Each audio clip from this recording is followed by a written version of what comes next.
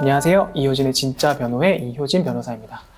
자, 이번 영상에서는 제가 지금 변호사로서 활동을 해오면서 실제로 수행했던 살인 사건과 관련해서 여러분들과 좀 말씀을 나눠보고자 합니다. 근데 실질적으로 변호사업을 수행하면서 살인 사건을 담당하는 변호사가 사실 그렇게 많지는 않습니다. 어떻게 보면 한 번도 담당하지 않은 채 변호사 업무를 마무리하는 그런 분들이 거의 대다수일 텐데요.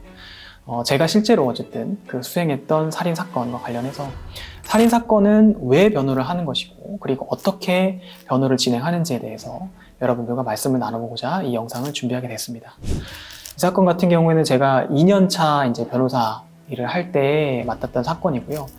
이제 선임 변호사님이 전화를 주셨어요. 그래서 그 변호사님 이제 방으로 이제 찾아갔는데 저보고 이제 바로 말씀하시는 이변 살인 사건 하나 하지 이렇게 말씀하시는 거예요. 그 내용을 이제 잠깐 들어봤는데 그 현장에서 체포가 되고 그 다음날 이제 유치장에 있었던 상황이었고, 이제 저 같은 경우에는 이제 바로 경찰서 유치장으로 이제 갔습니다. 가서 이제 가해자를 만나게 됐는데, 피의자께서는 원래는 이제 그 결혼을 하셨던 분인데 이혼을 이제 한 4, 5년 전에 했었고, 사건 발생 전에. 그리고 나서 다시 좀 잘해보자 라고 하는 그런 이야기가 전 배우자하고 있으면서 실질적으로 사실혼 관계를 좀 유지를 1년 정도 했던 그런 경우가 있었습니다. 사는 거는 사실혼이라고 해도 어떻게 보면 약간 좀 별거 형식으로 좀 살고 있었던 그런 상황이었는데, 두 분이 이제 각자 이제 다른 주소지에서 생활을 하면서 연락이 좀 뜸해지다 보니까 이분도 어떻게 보면 되게 조급한 마음이 났던 것 같아요. 그러다가 살인사건이 일어나기 전날에 연락을 좀 꽤 많이 했는데 이 전 배우자분이 연락이 좀 잘 되지가 않았습니다. 그러면서 최근 마지막 연락이 어쨌든 될 때쯤에 이 전 배우자분이 이제 술을 굉장히 많이 먹고 좀 울면서 본인과 전화 통화를 했던 그런 상황이 좀 생겼었어요. 그러면서 이제 갑작스럽게 이제 전화가 끊기니까 이 의뢰인인 피의자분께서는 무슨 일이 생겼다라고 생각하고 그 전 배우자의 오피스텔을 찾아가게 된 거죠. 근데 이제 그 당시는 이제 사실혼이라고 하더라도 이제 약간 갈등 같은 것들이 좀 있었다, 아니면 좀 관계가 소원해졌다고 해서 별거 중이라고 제가 말씀드렸지 않습니까? 별거 상태여가지고 그 집 키가 없었습니다. 그 도어락이었기 때문에 어떻게 보면 그 패드라고 하나요? 그 키가 없었던 상황이었고, 비밀번호를 사실 잘 모르고 있었던 상황입니다. 비밀번호를 막 여러 가지를 막 누르고 뭐 그 도어락을 막 어떻게 주먹으로 치고 어떻게 해서 우연하게 이제 그 집으로 오피스텔 안으로 들어가게 됐는데, 침실로 들어가 보니까 전 배우자하고 어떤 남성이 옷을 다 벗은 상태로 이제 침대에서 자고 있는 걸 발견하게 된 거예요. 그 모습을 보고 나서 이제 결국에는 이제 격분을 해가지고 주방으로 뛰쳐나와서 주방에서 잡히는 뭐 그냥 칼을 들고 전 배우자 옆에 누워있던 이제 남성을 이제 수십 차례 이제 찔러서 그 자리에서 이제 과다출혈로 이제 사망하게 된 그런 사건이 이제 이 사건인 겁니다. 살인 사건이 이제 일어난 직후에 전 배우자분이 이제 자다가 일어나서 이제 하지 말라라고 이제 말리는 과정에서 이제 칼을 휘두르다가 이 전 배우자의 가슴이나 이런 쪽에다가 자상 이제 칼로 이제 만들어내는 이제 상처를 남기면서 상해를 일으켰고, 그런 것들이 다 이루어지고 나서 본인 스스로 이제 119에 신고를 했고, 경찰에 이제 신고를 해서 피해 남성이 이제 119 구급대에 의해서 호송하는 과정에서 이제 과다출혈로 이제 사망을 하게 됐던 것이죠. 그래서 이 사건 같은 경우에는 어쨌든 그 죄명이 살인도 있고, 그 다음에 전 배우자에 대한 특수상해도 있고, 그 다음에 가전이나 어떤 가구에 대한 그런 뭐 손괴가 있었기 때문에 손괴죄도 있고요.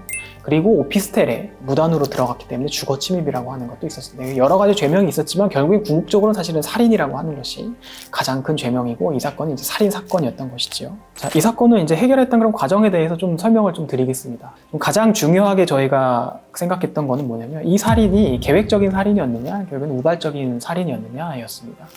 왜냐면은 이제 계획적인 살인은 결국에는 살인죄라고 하는 것의 일반적인 형량보다도 중한 처벌을 받을 수밖에 없는 것이고, 그에 반대로 우발적인 살인이라고 한다면 처벌을 받는 데 있어서, 처벌을 내리는 데 있어서 법원에서도 참작할 만한 사유가 되는 것이고, 이게 사실 어떻게 보면 가장 중요한 그런 참작 사유가 되는 것이거든요. 재판을 받게 된 피고인의 신분이 된 의뢰인 같은 경우에는 살인 행위 직전에 전 배우자하고 통화하는 과정에서 이 전 배우자가 울면서 전화를 하는, 굉장히 좀 심리적으로 불안한 상태에 있었다는 것을 이제 알았던 것이고, 그 전화를 마치고 다시 이제 콜백을 여러 번 했는데 전화가 되지 않으니까 또 오피스를 찾아가서 우연히 그 도어락을 이제 열게끔 하면서 들어갔는데, 이제 결국 전 배우자와 동침해 있던 이제 피해자를 보고 격분해서 살인에 어쨌든 이르렀다고 하는 점 때문에 결국에는 어떻게 보면 계획적으로 오랫동안 이 살인을 준비했던 것이 아니다라고 하는 점들을 주장할 사실 필요가 있었던 것이거든요. 살인에 대한 부분을 당연히 변호할 것은 없고요. 주거 침입에 대해서 변론을 사실 했습니다. 무죄 변론을 사실 했던 건데요.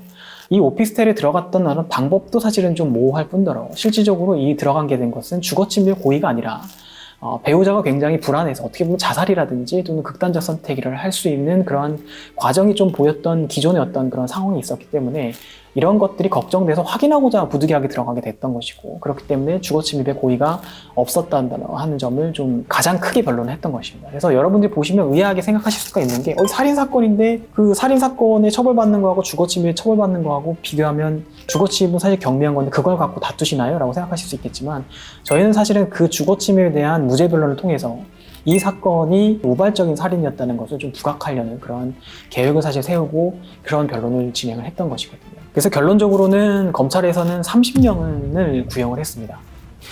유족들도 굉장히 많이 나오고요.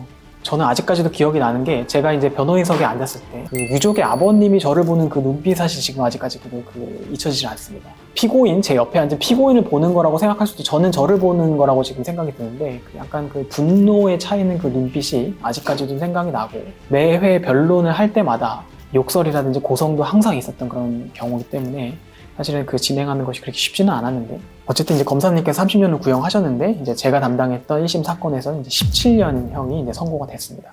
근데 이런 점들을 꼭 말씀드리고 싶습니다.